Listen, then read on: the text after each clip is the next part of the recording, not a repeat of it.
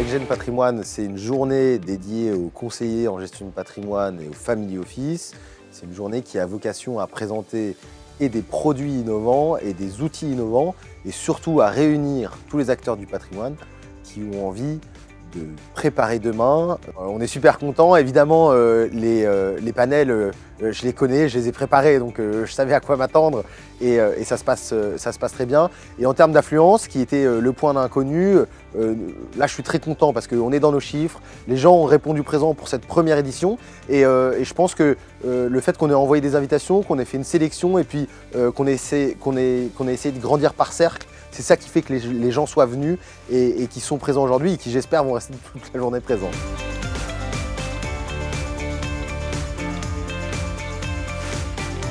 Eh bien, Florian m'a contacté avec une grosse énergie, l'envie de faire briller nos métiers avec une vision un peu avant-gardiste, on va dire, qui est de voir que seront nos métiers demain, comment les faire évoluer dans le bon sens et avec qui les faire évoluer dans le bon sens.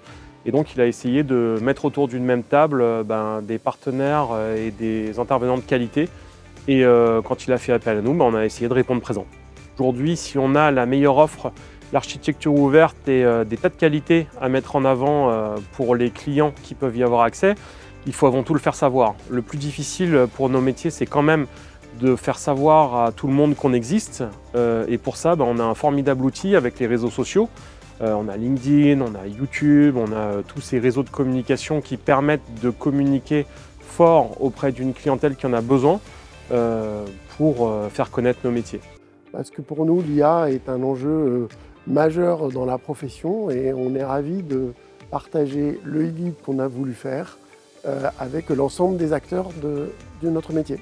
Alors le guide de l'IA s'inscrit dans les travaux de la commission FinTech Innovation.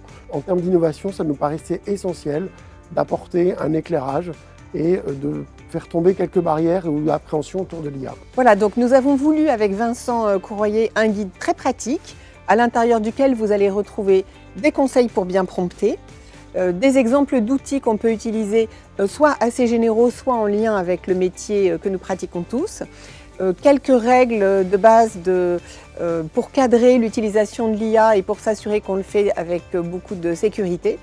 Et puis des interviews de professionnels du métier qui ont bien voulu nous partager et on les en remercie, leurs recettes et les outils qu'ils utilisent aujourd'hui.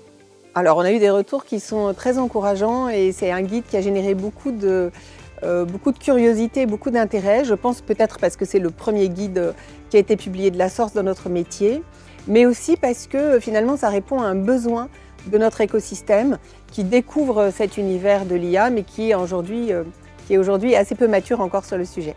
En fait, les CGP ils vont être confrontés à un problème, c'est qu'il y a une pluralité d'offres qui maintenant est extrêmement importante. Il faut faire le tri dans tous ces fonds. Donc je pense que chez Private Equity Valley, on a 50 fonds qu'on scanne en permanence. Donc on a été obligé de faire un système de scoring qui est notre méthode de scoring et d'évaluation des fonds, mais qui nous est apparu comme étant absolument nécessaire pour pouvoir les ranger, les trier et les offrir à des clients en sachant exactement qu'est-ce qu'ils contiennent, quels sont leurs espoirs de performance et qu'est-ce qu'ils pouvaient s'attendre, ce à quoi ils pouvaient s'attendre en souscrivant à tel ou tel fonds. Complètement unique, absolument passionnant. Extrêmement sympa de se retrouver au milieu de ses pairs et d'échanger, j'allais dire, entre la poire et le fromage sur n'importe quel sujet. Parler de l'EI dans les cabinets, c'était passionnant. De l'accès aux crypto actifs dans les cabinets, pour nos clients, c'est passionnant. Le private equity, passionnant.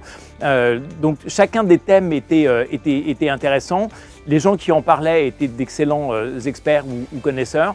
Moi, j'ai appris des tas de choses. Je pense que c'est vraiment des événements qu'il faut faire de façon plus systématique. En fait, on a vu sur les 5-6 dernières années une émergence d'acteurs qui ont tous des offres très différentes et complémentaires, qui ont permis aux conseillers en gestion de patrimoine indépendants, aux banquiers, préfets, etc., de se familiariser avec la classe d'actifs, de commencer à aborder ces sujets-là avec leurs clients privés et d'en intégrer donc progressivement dans les portefeuilles.